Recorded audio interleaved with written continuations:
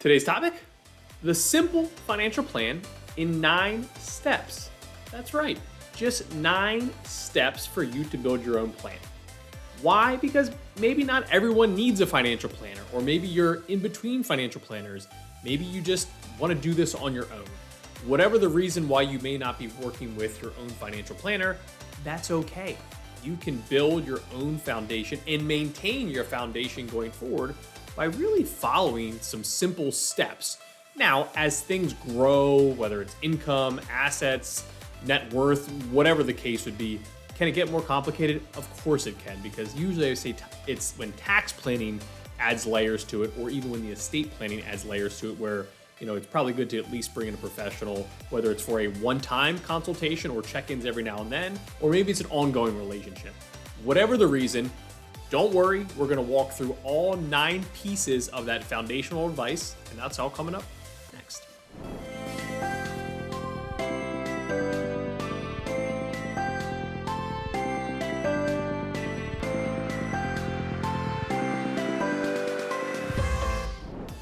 One of the most important steps to creating your own financial plan, and really step 1 in your foundation, is a word that many of you do not like, budgeting, but it is vital. So our first step that we always list in building a financial plan, whether we're explaining to someone to do it on their own or we're helping them build their plan, it's always that cash flow and budgeting.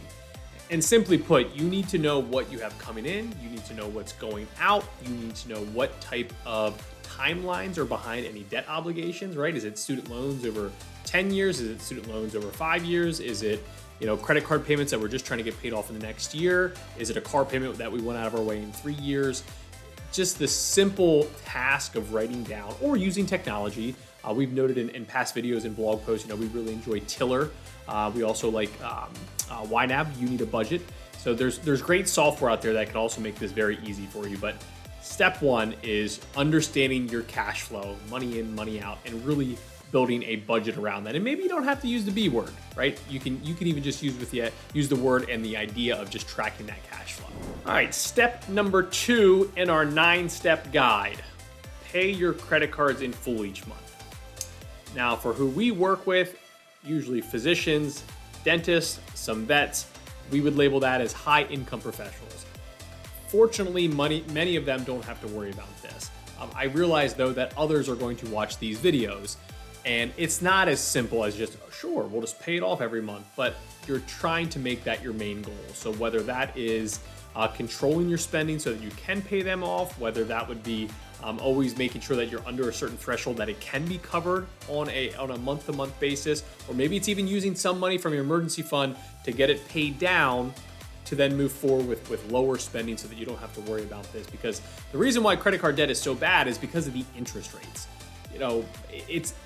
I don't even need to know much about you, but your rate is likely above 15%. I mean, you'll have some cards that go all the way up into the 20s, and depending on your credit score, you could even have higher than that.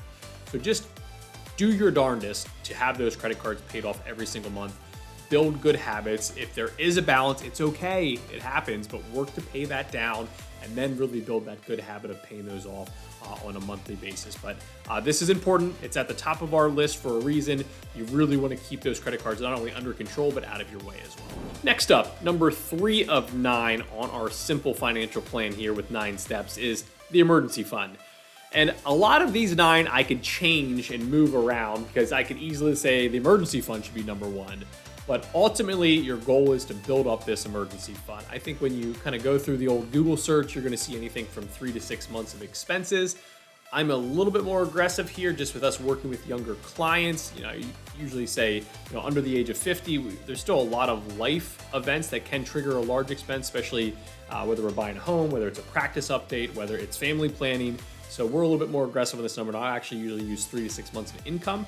But regardless of which one of those you're using, I don't really need to micromanage that. Make sure that you not only have some money put away, but you have a reason and a meaning behind that. So whether it's expenses or income, make sure you're tracking that. And as I noted in our last note on credit card debt, it's okay to use your emergency fund. The amount of clients that will actually put an expense on a credit card just to avoid tapping into the emergency fund That's not why we build the emergency fund. It's okay to use the emergency fund, but once you wind it down a little bit, just make that a top priority to refill that emergency fund bucket. And sometimes it's as simple as, when we're talking to our residents and fellows, start with 1,000 and then 2,000 and then 3,000. For our attending physicians, we're going to make this number higher. We usually start at 20,000 and then really customize it around their plan. But whatever your number is, just make sure that you have a good emergency fund. You're building that emergency fund and you have goals behind that on what you're tracking so that you always kind of know where your line in the sand is. But number 3, emergency fund. I could easily make this number 1, but emergency funds are vital. Long-term disability insurance. Why is it vital to your financial plan? What if you wake up tomorrow and you can't go to work? What happens to your financial plan? It's probably in a bit of stress, right? We're in a really tough spot here, especially if you were the main breadwinner in the household. It also depends on how long are we disabled, right? Is this something that we're going to recover in a short period of time, or is this something that's more catastrophic that we're out years, or what if we can't go back to work at all? So again, with us focusing on accumulators, so still in those very high income years and likely a good duration of those high income years, disability insurance is easily one of the most important insurances any of our clients could have because it insures our most valuable asset.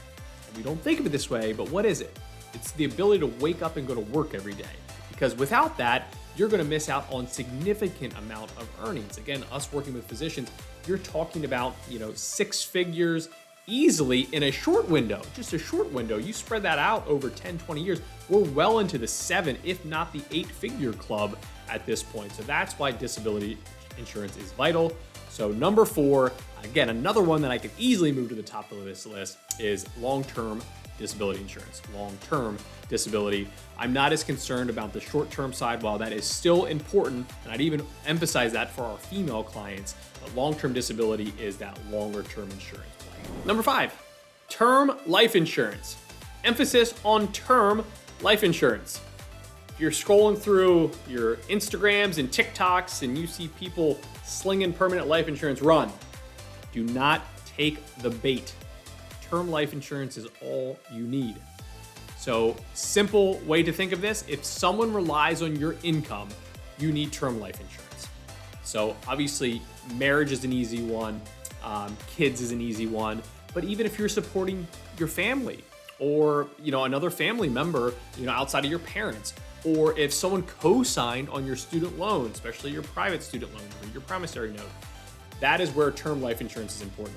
And even if none of those pertain to you, I always say I could always make a case for a young, healthy individual to lock in their term life insurance, which we would label as locking in their insurability. Now, I don't love saying that because I feel like it's something that's used by insurance salespeople to sling life insurance, but I think there is a case for that. And because I have been doing this for over a decade now, I can tell you some crazy stories of individuals that were super healthy and then they get married, they have kids, all of a sudden, oh, you know what? I got to get life insurance. And we go through medical underwriting and something popped up on their medical record. And now we're in a spot where we're either paying a lot of money for health insurance or for life insurance, or we might not be able to get it at all. So there is a case on that side, but I think the easiest answer is if someone relies on your income, term life insurance needs to be very high on your list. And again, just one more time, term life insurance. Maximize your employer retirement plan. What does this mean? This is your 401k, your 403b, or if you have a 457b, just make sure you know the difference between a government and non-government 457b plan. We want you to be maximizing this. For the clients that we specialize in particular physicians, without second guessing, you should be able to max out your 401k plan or 403b, kind of interchange those two, annually without having to double think it, right? You should just be able to handle that. Understanding there are certain circumstances where maybe we can't, but for the most part, we should be aiming for that. And I even really throw in a backdoor Roth IRA as well. We should be able to hit those two without any questions. But if you can max out that savings vehicle every single year, hopefully you're getting a good match from your employer too, you should be building up a good foundation, especially if you're doing this early in your career, right? Your first year as an attending, boom, maxing it out. Second year, boom, maxing out. That pendulum will swing where it gets easier to save more. Then we can maybe add money into a joint investment account. Maybe we're doing a 403b and a 437b plan. That will grow for you. But at least early on, or depending on where you are right now watching this video, right? At a minimum, I want you maxing out your employer retirement plan. That's one of those important vital steps to building that strong foundation. Number 7, maximize your other tax advantage saving vehicles. I kind of gave a little bit of a teaser on my last one, but for the most part, this is just referring to backdoor Roth IRAs. So as a physician, I always say my base foundational goals for you are, is we're maxing out, as an attending physician, are maxing out your qualified plan through your employer and also completing a backdoor Roth IRA every year. If you can do those two year in and year out, you should be in a pretty darn good spot financially. Now, I can't tell you you're going to be financially independent at 50, but you should be building up a good foundation there. And if you do have earlier financial independence goals, that might be one where you do want to then start to really put money into, a non-qualified account, which we label as a taxable investment account, whether that's an individual account or a joint investment account. But at a minimum, number 7 here, let's make sure that we're also completing that backdoor Roth IRA year in and year out. Number 8, save enough to taxable investment accounts. I keep giving teasers, each one before, and I don't even remember that. I keep forgetting that these are all lined up perfectly. But number 8 is going to be that taxable investment account. And what I'm referring to here is, if you do have earlier financial independence goals, or you live a life of luxury jets and caviar and private yachts, this is where you really need to crank up your savings. If you're saying, hey, I'm probably gonna work until I'm 70, live a pretty good lifestyle, but nothing extravagant, could you get away with just maxing out your 401k, 403b, backdoor Roth IRA? You could. But for the most part, at least for the clients that we work with, our physicians are always saving something to this taxable account. That number can vary widely, very, very widely. But this is important.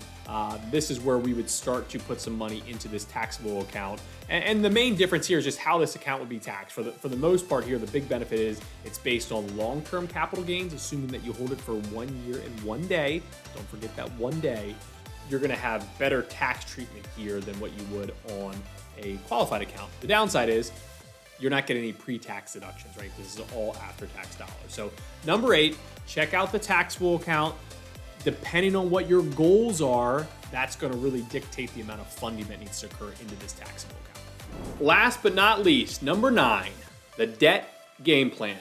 I also noted this in the first one, just referring to cash flow, but you need to have a game plan for your debt. Some forms of debt, like your mortgage, if you have a good low rate, which hopefully you were fortunate to lock that in before rates have gone up, you're probably okay on a 30-year route. Now, if you have other goals where you want to get it paid off more aggressively, but you're on track for everything else, of course, maybe we can always make a case for paying more on that. But some debt might already be on a good path. Let's just say you have student loans, but you're going for public service loan forgiveness. You don't get any special prizes for paying extra there, right? So that's one you're gonna wanna let it play out, make sure you're following your income-driven payment plan, certifying income, certifying your payments, things of that nature. You wanna follow that path. But for bad debt, let's just say this would be something like credit card debt. Maybe you took out a personal loan, right? Trying to connect from your training years into your attending years, and you just need a little bit extra, right? Whatever it is, judgment-free zone here, make sure you have a path forward, right? Is it paying it off in 3 years? Is it paying off in 5 years? Is it, a private student loan that you want to get paid off in the next 5 or 7 years? Make sure that you have game plans behind that, right? Hey, I'm going to pay it off in 5 years. It's going to be $1,232 per month at a 7% interest rate through that large private lender. Whatever the case may be, just make sure you have a game plan. Make sure you have a plan to get that debt out of your way. And then also remember the debt snowball, right? You get one of those paid off, take that payment and apply it to the next one. You get another one paid off, take those 2 payments now and apply it to the next one. And before you know it, you're debt free. What are you gonna do with all that extra money? Hopefully save most of it, but maybe also have some fun. So number 9, debt game plan, also vital. But if you can follow those 9 steps, you should be in a pretty good spot here. And there you have it, the simple financial plan in 9 steps. That's right, that's all we needed was 9 steps for this financial plan. Obviously, it doesn't cover everything, but if you're hitting those 9 items, you should be in a pretty darn good spot. And that's really the main emphasis of this video and also the underlying blog post that we use to really create the content for this video. As always, thanks for hanging out with me for the last 15 minutes or so. If you have not subscribed, now would be a great time to subscribe. And then also, if you click the little bell icon, you'll get notifications every time we release a new video, which has been a lot more frequently. So I hope you're enjoying the new content. Most importantly, thanks for hanging out with me for a bit, and I will catch you on the next video.